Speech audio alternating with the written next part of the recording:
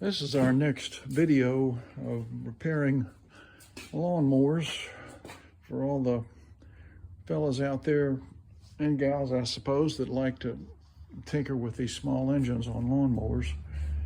I really only work on Briggs and Stratton, and this one I got from a guy that I'm not sure where he got it from, but it looks like he probably tried to work on it because there are things missing. The most obvious is it's missing the gas tank. So there is no gas tank and no carburetor. This is called a pulsajet system. What's going to go on there? It's the little plastic carburetor that sits on top of a small gas tank, sits here, and then the carburetor sits there. And it still has the linkage that fits into the throttle butterfly in the carburetor, so at least that's still there.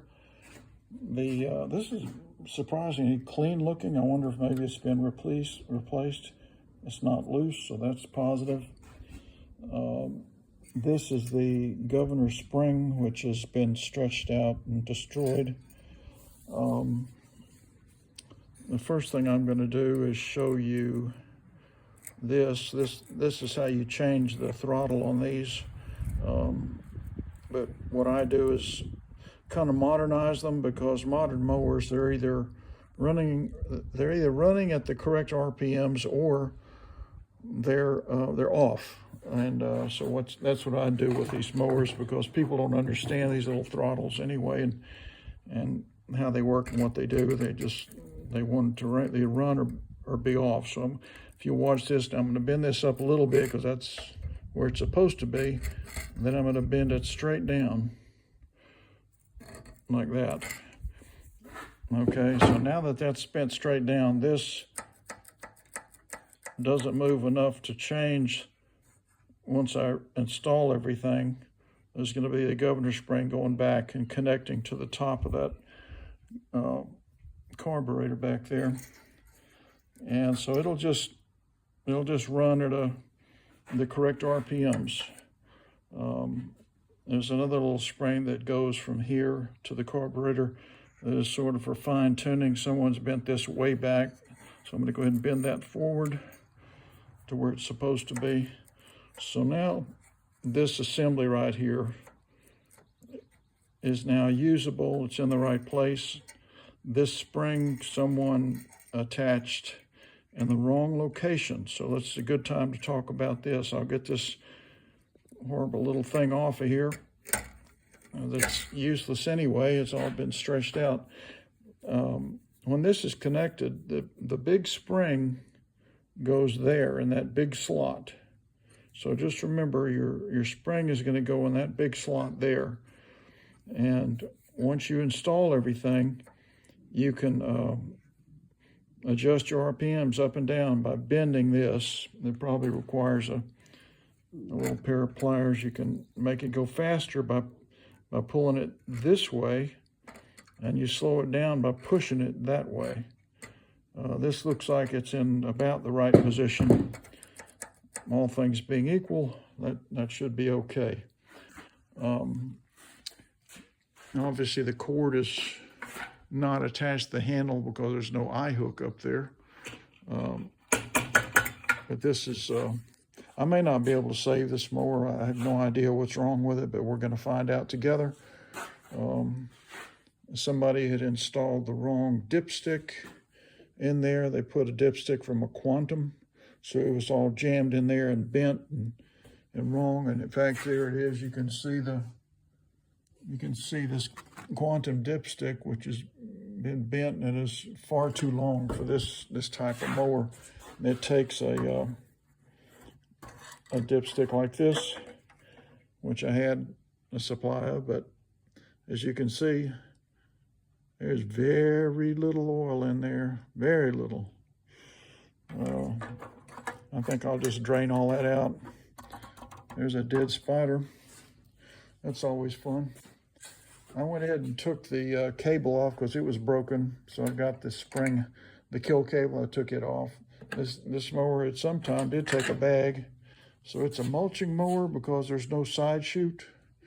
So it either mulches or bags.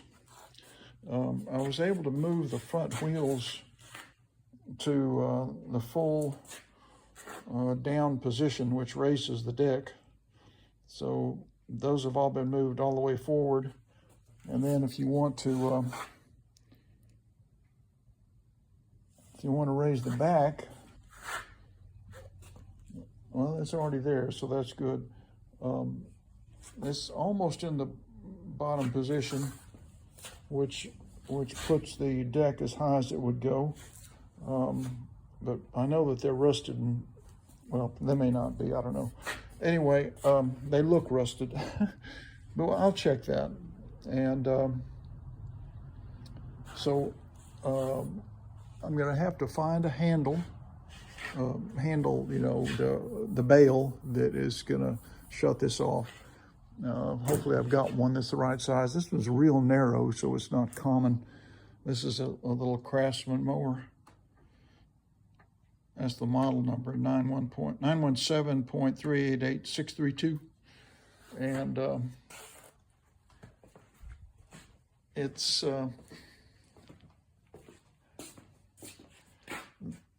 obviously the other thing wrong with this is you can see this is the blower housing, and you can't operate it like that. Pull the cord on it, it'll just come back at you. And the reason for that is this has been torn out where that screws on, so that would have to either be repaired or replaced. And for me, I'm just going to replace that with another rewinder. So this is going to come off. Well, that's worn out there too. See that? So this thing is pretty trashed. That's been installed wrong. This piece goes under there, and the edge of this housing rests on that little bump right there. There's a little cleat, and it sits on the edge of the housing sits on that, and this piece is under the housing. And it is missing the muffler. The muffler has come off, and these can be very difficult to remove, because what's going to happen here is that's the remains of the muffler, is that circle there. And so that's going to have to come off. And what I'll probably do is get a great big old, bigger than that even, pair of pliers and begin to unscrew that and replace that little muffler there. When I put it up on the table, it had no spark plug, so I put a spark plug in there that I need to test anyway. And so that part is taken care of. At least I've got a plug in there. Let me show you what's underneath that I'm going to have to work on. This is what it looks like underneath. There is no blade. There is cord wrapped around the crankshaft, and the adapter is worn out.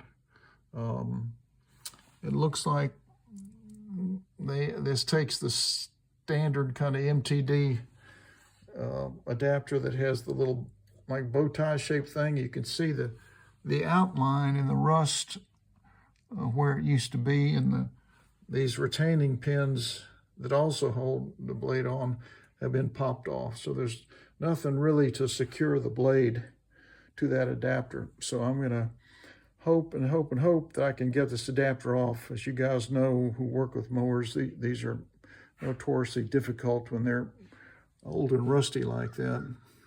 So I've got to take the adapter off, and you do that either, if you can't tap it off with a hammer, you get the blade screw that goes in there, and you screw it in pretty far, you know, maybe leave it about half an inch or an inch extending out, and then you put your jaw puller here, and that pushes against the screw, and then this hopefully will come off with a lot of assistance. So stay tuned. This one's going to be a challenge, and we're going to see if we can get this mower running. I haven't named her yet, but I'll do that on the next video. See you soon.